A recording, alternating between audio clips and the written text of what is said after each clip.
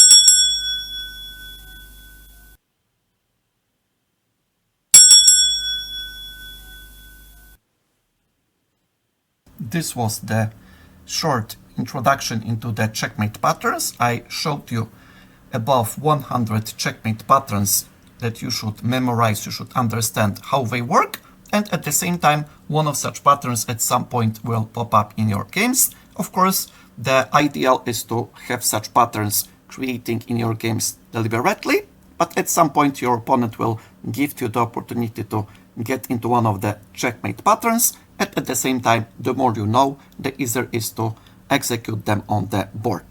Thank you very much for watching and see you next time.